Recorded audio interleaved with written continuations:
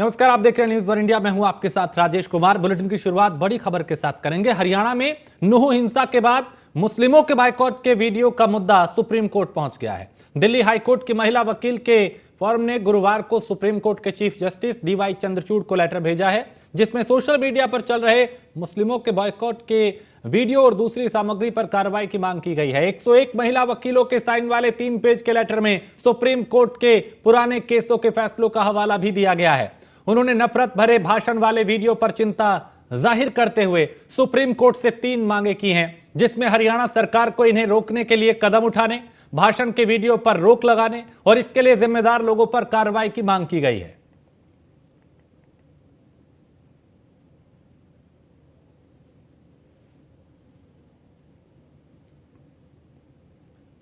Supreme court ने राष्ट्रीय जनता दल के नेता प्रभुनाथ सिंह को 1995 में हुए दोहरे हत्याकांड में दोषी करार दिया है। 4 बार लोकसभा सांसद रह चुके सिंह को इस मामले में निचली अदालत और हाई कोर्ट ने बरी किया था। अब सुप्रीम कोर्ट ने उन्हें दोषी ठहराते हुए 1 सितंबर को सजा पर बहस के लिए अपने सामने पेश करने का आदेश दिया है। और प्रभुनाथ सिंह हत्या के एक अन्य मामले में पहले से उम्र कैद की सजा काट रहे हैं। 1995 में बिहार के छपरा में 18 साल के राजेंद्र राय और 43 साल के दारोगा राय की एक मतदान केंद्र के नजदीक हत्या हुई थी। यह आरोप लगा था कि प्रभुनाथ सिंह ने दोनों को इसलिए मार डाला क्योंकि उन्होंने प्रभुनाथ के कहने के मुताबिक मतदान नहीं किया था। इस मामले में सिंह को 2008 में निचली अदालत और 2012 में पटना हाई कोर्ट ने बरी कर दिया था। अब सुप्रीम कोर्ट के जस्टिस संजय किशन कौल और अभय एस और विक्रम नाथ की बेंच ने कहा कि मामले में प्रभुनाथ के खिलाफ पर्याप्त सबूत हैं।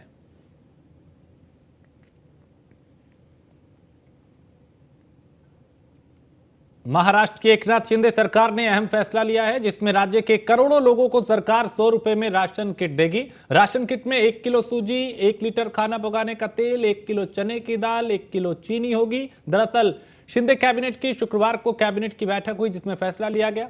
इसके अलावा कैबिनेट ने अन्य कई फैसलों पर भी मुहर लगाई। प्रदेश के 17 जिलों के सभी आदिवासी अब मुख्य सड़क से जुड़ेंगे और साथ ही ITI में कारीगर प्रशिक्षुओं के लिए ट्यूशन फीस में वृद्धि की गई है।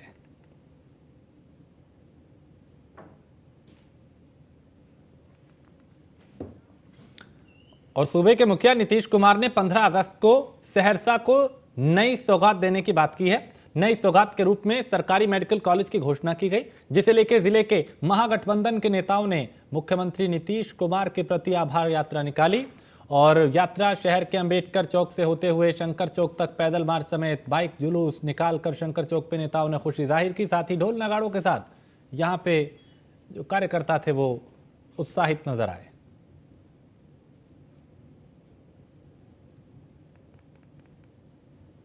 तो वहीं इस मौके पर रेणु सिन्हा, जदयू के ओवेश कर्ण, RJD के जिला अध्यक्ष मोहम्मद ताहिर समेत कई कार्यकर्ता और कई नेता जो थे वो इसमें शामिल हुए। CM नीतीश नई सरकारी मेडिकल कॉलेज की घोषणा भी की और महागठबंधन नेताओं ने CM के प्रति यह आभार यात्रा निकाली। और कमलनाथ ने CM शिवराज सिंह चौहान पर बड़ा हमला बोला। मध्य प्रदेश को CM ने घोटालों का प्रदेश बना दिया। 18 साल के कार्यकाल में घोटालों पर घोटाले किए और शिवराज सरकार के घोटाले की पोल खोलने वाले अभियान, जिसमें शिवराज सरकार के काले कारनामों की लंबी लिस्ट है, कमलनाथ ने कहा। और कमलनाथ ने कई घोटालों का जिक्र भी किया है।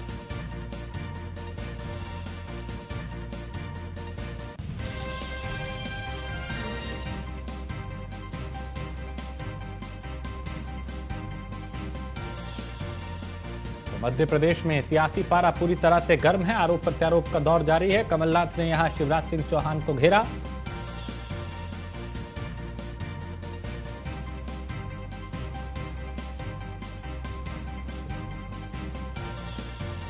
तो शिवराज सरकार के घोटाले की पोल खोलने वाले हैं।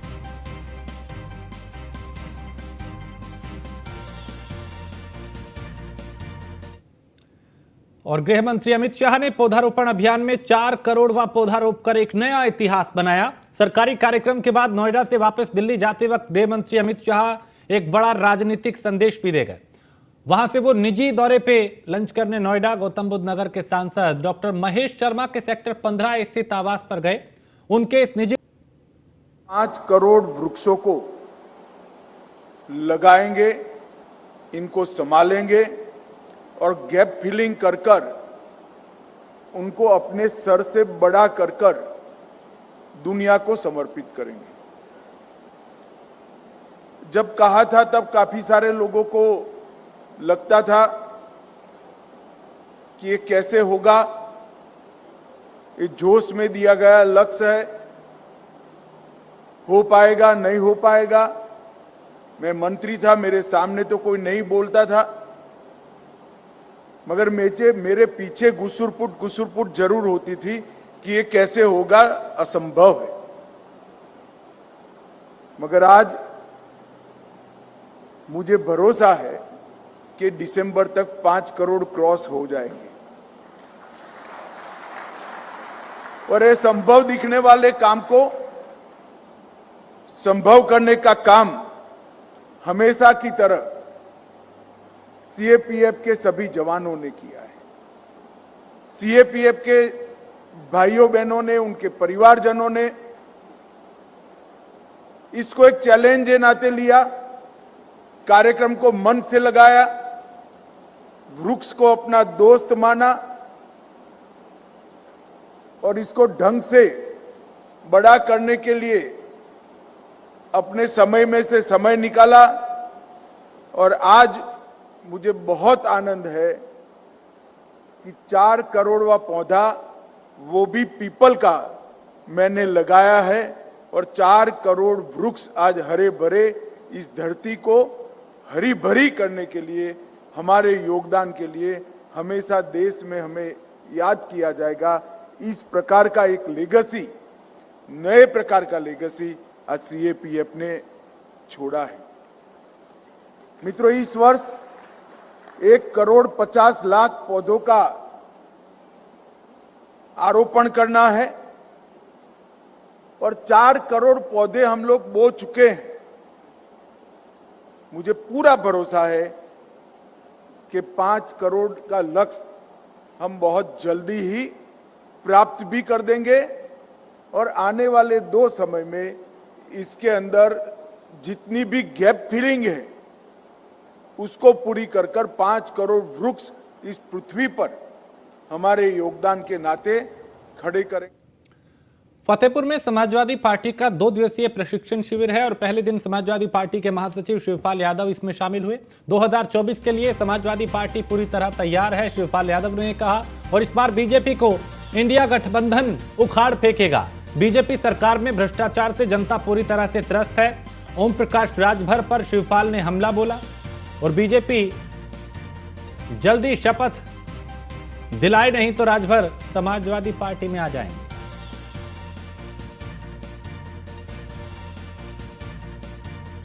तो बीजेपी जल्द ही शपथ दिलाए नहीं तो राजभर समाजवादी पार्टी में आ जाएंगे, शिवपाल यादव ने कहा। भारतीय जनता पार्टी ऐसे ही है, लेकिन अब की बार भारतीय जनता पार्टी का खात्मा होने जा रहा है पूरे देश से। ये झूठे लोग हैं, काम तो कुछ करते नहीं हैं। पहले तो महंगाई देखो, भ्रष्टाचार देखो, बेरोजगारी देखो। कोई भी अभी 9 साल में इन्होंने एक काम बता दो इनका, केवल परेशानी के अलावा बिजली का संकट क्या है, बेरोजगारी का संकट क्या है, भ्रष्टाचार क्या है। देखिए,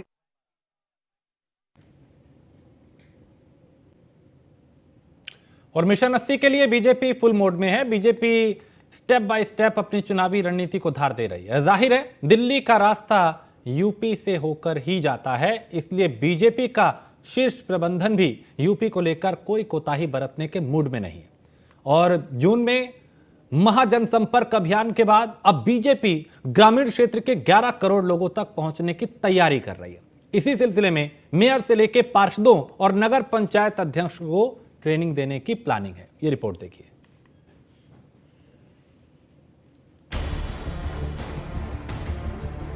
प्रदेश में चल रहे जिला पंचायत अध्यक्ष और जिला पंचायत सदस्यों के प्रशिक्षण के बाद अब उत्तर प्रदेश की राजधानी लखनऊ में मेयर और नगर पालिका अध्यक्षों को ट्रेनिंग दी जाएगी। बीजेपी 22 अगस्त के आसपास लखनऊ में मेयर और नगर पालिका अध्यक्षों का ट्रेनिंग सेशन रखने की तैयारी कर रही है। उत्तर प्रदेश में 17 नगर निगम है। बीजेपी ने सभी 17 सीटें जीती हैं। वहीं अगर नगर पालिकाओं की बात करें तो उनकी संख्या 200 है, जिसमें लगभग 120 बीजेपी के अध्यक्ष हैं। मेयर और नगर पालिका अध्यक्षों के प्रशिक्षण के बाद बीजेपी की तैयारी नगर निगम पार्षद की ट्रेनिंग कराने की है, जिसे सितंबर के दूसरे हफ्ते में कराने की तैयारी की जा रही है। इतना ही नहीं, पार्षदों की ट्रेनिंग के बाद नगर पंचायत अध्यक्षों की भी ट्रेनिंग की जाएगी। ग्राम पंचायत स्तर पर पंचायत के जो सदस्य हैं, जो बीडीसी सदस्य हैं, ग्राम प्रधान है, ब्लॉक प्रमुख है, जिला पंचायत अध्यक्ष है, उनके भी कार्यक्रम आयोजित किए जा रहे हैं, जिससे ये जनप्रतिनिधि जो ग्राउंड जीरो पर रहते हैं उसके माध्यम से ग्रामीण इलाकों में भारतीय जनता पार्टी की जो नीतियां हैं, जो हमारी डबल इंजन की सरकार की योजना है, वो पहुंचे। वर्तमान में बीजेपी के 202 नगर पंचायत अध्यक्ष हैं। सितंबर के तीसरे हफ्ते में होगा प्रशिक्षण। फिर उसके बाद ग्राम प्रधान, ग्राम पंचायत सदस्य, ब्लॉक प्रमुख, क्षेत्र पंचायत सदस्य की भी ट्रेनिंग होगी। यूपी में अगर ग्राम पंचायतों की बात करें तो उनकी संख्या 58,000 के करीब है। जिसकी सत्ता होती है ये उनके साथ ही माने जाते हैं। यानी प्रशिक्षण के जरिए बीजेपी की तैयारी प्रदेश के लगभग 11 करोड़ ग्रामीण वोटरों तक पहुंचने की है। उत्तर प्रदेश की 80 लोकसभा सीट को जीतने के लिए तमाम राजनीतिक पार्टियों ने अपने अपने प्रोएक्टिव मोड पे लाने की कवायद शुरू कर दी है। अब देखना होगा कि जहां प्रशिक्षण के द्वारा सभी की निगाहें 11 करोड़ ग्रामीण मतदाताओं पे हैं, उसको जीतने की रण कौन जीतेगा? क्या भारतीय जनता पार्टी, क्या समाजवादी पार्टी और क्या बहुजन समाज पार्टी सभी प्रशिक्षण के द्वारा अपनी पूरी टीम को एक साथ ट्रेनिंग देती नजर आ रही है। हालांकि भारतीय जनता पार्टी की बात करेंगे तो कोर टीम को ट्रेनिंग पे ज्यादा महत्व दिया जा रहा है। साथ ही साथ समाजवादी पार्टी के राष्ट्रीय अध्यक्ष भी ट्रेनिंग देते हुए नजर आए हैं। अब देखना यह होगा कि 80 मिशन 80 के लिए लगी भारतीय जनता पार्टी इस ट्रेनिंग की मकसद से क्या 80 का कमल खिला पाती है, ये समाजवादी पार्टी जो उनको रोकने के लिए पीडीए के साथ इंडिया की दौर पे है, उनको रोकने में कामयाब होती है कि नहीं होती है, ये तो आने वाला वक्त ही बताएगा। और मिशन 80 के लिए बीजेपी की तैयारी पूरी तरह से दिखाई दे रही है और लोकसभा चुनाव 2024 के लिए न सिर्फ बीजेपी बल्कि समाजवादी पार्टी भी पूरी तरह से एक्टिव है। और अखिलेश यादव ने पीडीए फॉर्मूले के तहत अल्पसंख्यक, पिछड़ा और दलित वोट बैंक को साधना शुरू कर दिया है। समाजवादी पार्टी की प्रदेश कार्यकारिणी की टीम में पीडीए फॉर्मूला साफ नजर आ रहा है और अखिलेश यादव ने अपनी नई कार्यकारिणी में सिर्फ 5 यादव नेताओं को जगह दी है। गैरों पर करम, अपनों पर सितम, कहीं समाजवादी पार्टी को भारी ना पड़ जाए। दरअसल लोकसभा चुनाव 2024 को लेकर अखिलेश यादव ने पीडीए फॉर्मूले की तर्ज पर काम करना शुरू कर दिया है। पिछड़ा, दलित, अल्पसंख्यक वोटों को साधने के लिए अब अखिलेश यादव ने पहल शुरू कर दी है और जो प्रदेश की कार्यकारिणी सूची जारी की है उसमें गैर यादवों को टीम में शामिल किया गया है, जिसकी वजह से अखिलेश यादव से तमाम यादव नेता नाराज और नाखुश नजर आ रहे हैं।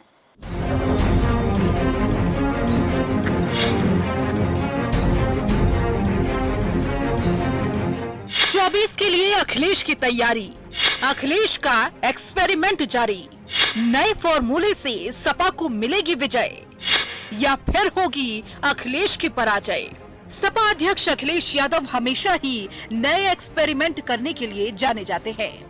कभी कांग्रेस के साथ तो कभी मायावती के साथ मिलकर चुनावी मैदान में उतरते हैं, तो कभी छोटे दलों को साथ मिलाकर बीजेपी को पटकनी देने की कोशिश करते हैं, लेकिन हर बार उन्हें हार का सामना करना पड़ता है।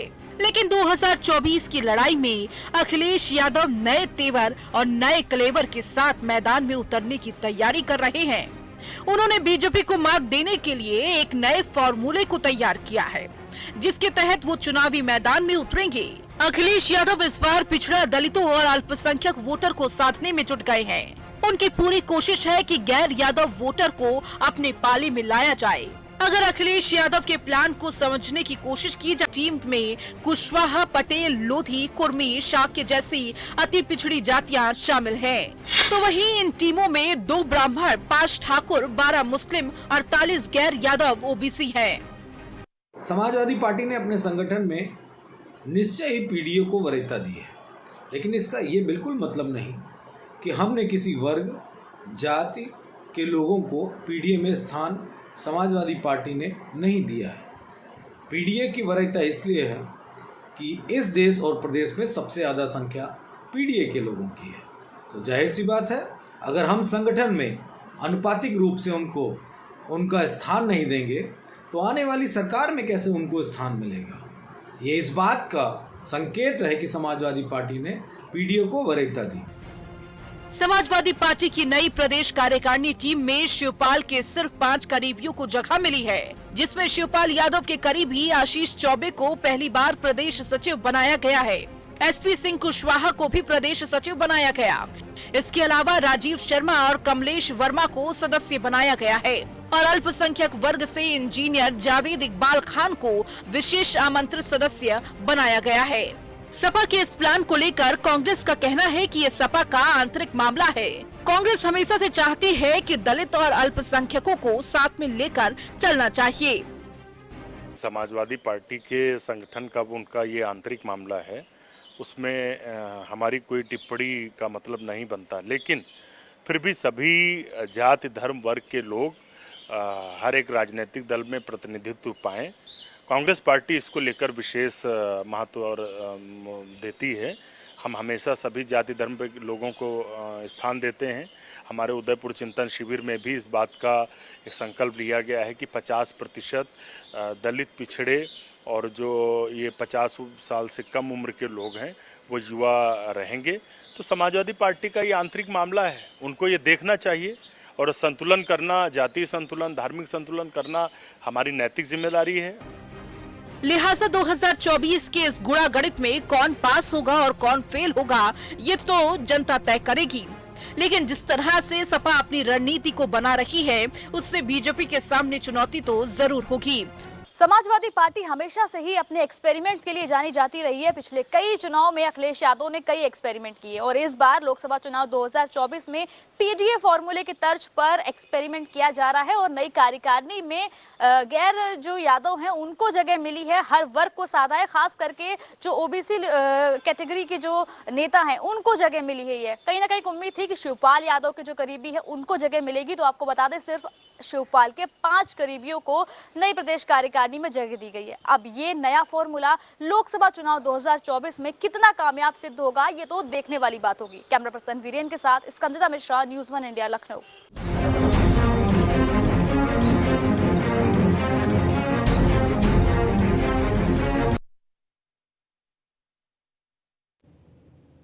और पटना में प्रदेश कार्यालय में लोजपा रामविलास के राष्ट्रीय अध्यक्ष की प्रेस वार्ता हुई, जिसमें उन्होंने कहा कि बिहार में अपराधियों ने अपनी जड़ों को मजबूत कर लिया है। मौजूदा सरकार खुद को असहाय महसूस कर रही है और अपराधियों को कई जगहों पर सरकार का संरक्षण प्राप्त है। आम बिहारियों के साथ साथ अब पुलिस अधिकारी भी अपराधियों की गोली का शिकार हो रहे हैं, जिसके बाद उन्होंने कहा कि हमारी रक्षा करने वालों की हत्या कर दी जा रही है। चिराग पासवान ने कहा, प्रदेश के गृह मंत्री इतना सब हो जाने के बाद भी चुप है, पुलिस के जवानों का मनोबल गिर रहा है। 15 अगस्त को मुख्यमंत्री ज्ञान की बात कर रहे थे, लेकिन पुलिसकर्मी की हत्या पर चर्चा नहीं करते।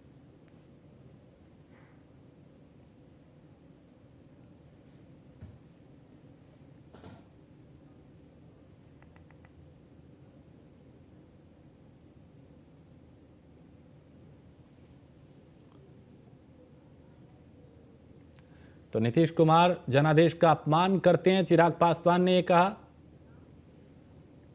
और मधुबनी जिले के जयनगर प्रखंड के पास कमला नदी में मलमास माह समाप्त होने की शुक्रवार को कमला स्नान करने को लेकर श्रद्धालुओं की भीड़ उमड़ गई और कमला स्नान करने को लेकर गुरुवार की शाम से ही नेपाल और मधुबनी जिले के विभिन्न जगहों से हजारों की संख्या में श्रद्धालुओं का आना शुरू हो गया।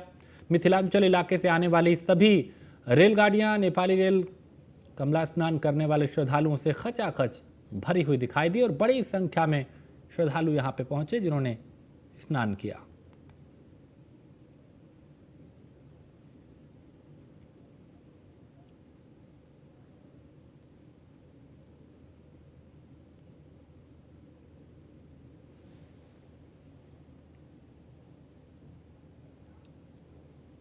और बिहार में अपराधियों के तांडव लगातार बढ़ता जा रहा है। राज्य के अंदर शायद ही कोई ऐसा दिन गुजरता हो जिस दिन अपराधी किसी बड़ी वारदात को अंजाम ना देते हों।